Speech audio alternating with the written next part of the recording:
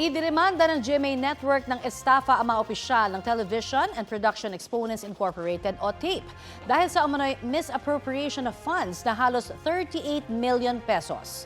Ang reklamong estafa with abuse of confidence ay inihain sa Quezon City Office of the City Prosecutor laban sa TAPE executives na sina Romeo Halosos Jr., Romeo Halosos Sr., Seth Frederick Bullet Halosos, Malu Chowa Fagar, Micaela Magtoto at Zenaida Buenavista.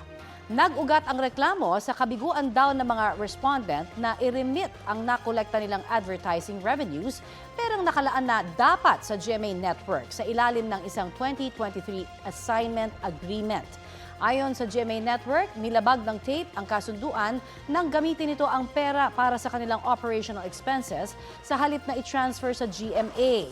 Dagdag ng GMA Network, nagsampa ito ng reklamo para panagutin ang mga opisyal ng TAPE at para mabawi ang misappropriated amount. Ayon sa legal counsel ng TAPE Incorporated na si Attorney Maggie Abraham Garduque, wala pa silang pahayag dahil wala pa silang nakukuhang kopya ng reklamo.